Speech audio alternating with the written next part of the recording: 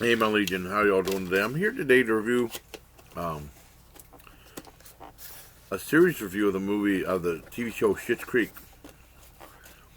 Now, I got my sister gave me a Roku for Christmas. Then 2014, had a bunch of TV shows and movies on there, and that's the first time I started hearing during binge watch. And they have you show it all the way, hold up, and you watch them at your leisure. And when I started doing, I was doing Google Hangouts for a while, and then when I started doing other lives and stuff, people would tell me, you gotta watch the show Schitt Creek, it's really funny. I think I might have heard about it mentioned, maybe. Canadian TV show. And I was a big fan of SCTV, and that's what actually got me drawn into the show in the first place, because there was just a little 45-minute documentary about Schitt Creek just added on Netflix. I watched that. They talked to Carol Burnett. Well, they talked to a bunch of famous people about their thoughts on the show, along with other stuff. And she said, she started watching because of her her love for SCTV, and it starred Eugene Levy and Catherine O'Hara, and that's what got me watching the show. And it revolves around this family, a wealthy family that owned a bunch of successful video rental stores back in the 80s. I mean, that was a big thing back in the 80s. And something happens with the IRS, and they lose all their money, or almost all of it. They're forced to relocate to a town called Schitt Creek they purchased as a joke a long time ago.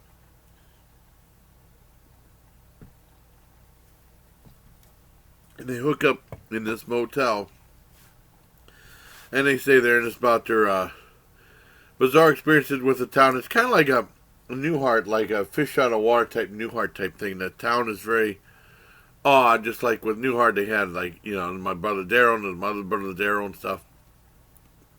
And Chris Elliott's in it playing the mayor. It's really unique, and I didn't know that. I mean, because I told my sister about the show. And she said, oh, I'll check it out. And then my sister loved it. I mean, she watched more episodes than I did. I mean, because I was starting to watch the first episode, half of the first season. So I should probably tell my sister about the show. And she loved it. And then she was telling me, I didn't even recognize it that, it's definitely apparent now, but the guy who plays his son David in the show is actually his real son, Eugene Levy's real son. But I never knew that the girl played Twyla as his daughter. Twyla's hot, and so is Alexis, played by Annie Murphy on the show. Is sexy too. The show is really fascinating. I like the show, and it went on for 6 seasons, and it was weird because I saw it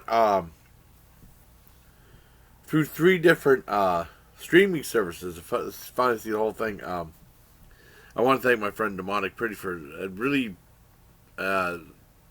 tweaking a photo I sent and making it very bizarre for Schitt Creek, but it's really funny though. I like what she did, and I think the show is fantastic because I remember seeing the first 3 seasons on Netflix. They did not have the 4th season, and then I saw that the 4th season was available on Amazon for free. I watched that on there. And then I guess they started the 5th season. And it wasn't available on Amazon yet. It was not available on Netflix. So sometimes you have to wait a while before a season of a show to come up on there. So, I mean, their show is through Pop. So I upload the streaming service Pop. And I had nothing but Pop. I mean, it let me watch the first 2 episodes of the 5th season, and then wouldn't let me watch anymore. It said, provide your include your cable provider, and Spectrum was not listed in the options for a long time. So I was kind of frustrated. I gave up. I wanted to see them. I said, so I've seen them all. I've seen all season 5. It was awesome. I said, I'd like to see it, but Pop wouldn't let me put my cable provider because I couldn't watch it. I watched the first 2 episodes of the 5th season. And then finally it got put on Netflix, so I watched that. And then I heard the announcement that they're going to do one more season, then that's going to be it for the show. And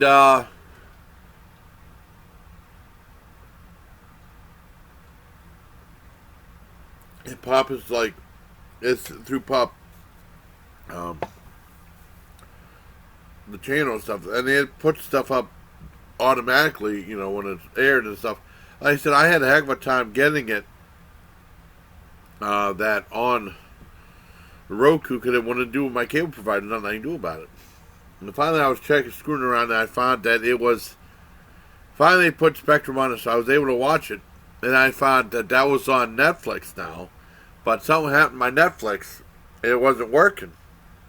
And I didn't know what was going on. I had to wait till I had time I was really thinking about it. I was talking to some people, and I was told that maybe we should take the, remove the channel, because, Netflix was built into the Roku. There's a couple channels that are built in there, like, there was like Blockbuster MGO or something like that that's no longer there, which I think is Sling TV now or something, whatever. And Netflix was on there, so I had to manually review Netflix. Even though there's a Netflix button I can press, it goes right to Netflix, which is cool on my remote. That teeny tiny remote is easy to lose. And I did that. Because I finally I got popped to work. I was watching season 6, the first few episodes, and I was trying to get Netflix one, and finally got work, but I'd rather watch it on Netflix than I have to do with all the commercials on Pop. So I finally watched all the episodes, and then I watched Thursday night. I think I had like 3 more episodes to go for season 6, and it was like 80 episodes. Oh, and also Pop had a holiday special that's not on Netflix. I can go back to Pop and check out if there's anything new, anything they have on there that's not available, another thing I might have missed. But Pop was weird because it would go from like the last episode and go backwards. Because let's say you watch episode 9, series 6, whatever, and then it's done, and then I'll go back to episode 8. That's stupid. It should go forward, not backwards. But no, I love the show, and it's whenever the show. Just like Newhart. It involves them like dealing with the unusual characters of the town, and I do think the first like 3 seasons were the funniest, and then it got more character driven. Like you really care about these characters and stuff, and what happens to them and stuff. And the characters are brilliant, especially everyone's good in it. And the acting is super. Like Catherine O'Hara, she does this vernacular stuff like that, and she does like this the way she talks. It's like really tough to imitate. Like, I guess that Alexis was going to have like maybe a little bit intimate time on the computer with her boyfriend who's in the Galapagos Islands, and then she came in and said, "Oh my goodness!" And she said, "What did I tell you about having a relationship on the computer?" And he goes, "Not without proper lighting." But it's really tough to get her voice. It's brilliant, though. I love the show. It's a 10 out of 10. Because one thing about the show I'll say is, now I'm not homophobic or anything like that. That David guy is in a relationship with another guy and stuff like that. And it's like, there's just too much guys kissing. And I was like, all right, I got it. All right. But it seemed like, all right. I got it. I'm not homophobic, but I need to mention that. And I don't think there was as much kissing, the guys kissing in the last season, but there was a lot in like 4 and 5, I think. Just like, I love the movie Bohemian Rhapsody. I'm a big fan of, 9 minutes. I'm a big fan of like Freddie Mercury and stuff like that, but geez, I never did this in a movie theater. But the guys, when they started kissing, I was like this. Turn my head. I know My Name is Earl got me good, though. They talked about prison or something like that, and they had all of a sudden they went to prison. They had 2 guys get right in front of them. Oh, thanks for not giving me any warning to go in my eyes. But I'm not homophobic or anything, but I wanted to mention that too. And I think the show is brilliant. A 10 out of 10.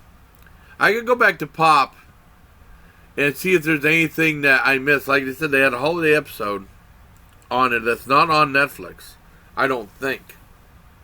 That was from season 3 or season 4. That was back when they were having memories about being rich. and they showed them in their big estate that they had stuff, because they don't show them rich that much. You see their stuff in their estate in like the first episode, and that's about it. And then a holiday episode, you see them like doing a whole big Christmas performance there. In the documentary is also a 10 out of 10. They say like it's they do a whole big segment saying it's like the LBG community, stuff like that. I mean, they say it's for everybody. It's not just for. I mean, it's for everybody. Don't make things so just for one group of people. The show's for everybody. It's brilliant. It really is brilliant. I love Schitt Creek, and it was weird because I was going to do the live. I was going to do the review, and then Demonic told me that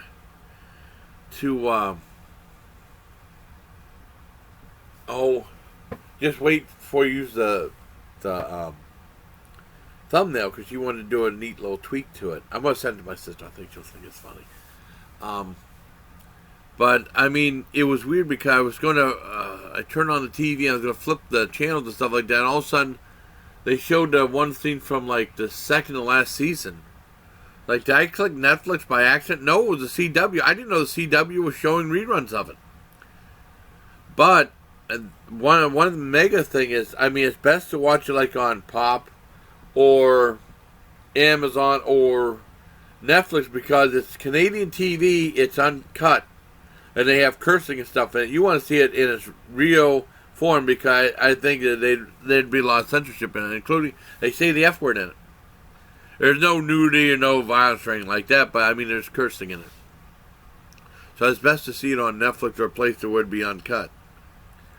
What else was I going to say? Oh, and it's weird because it's from CBC, the Canadian Broadcast Network. That's how I remember it, CBN.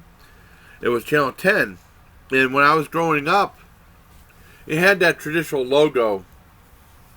And I remember growing up, we just had the antenna for a long time.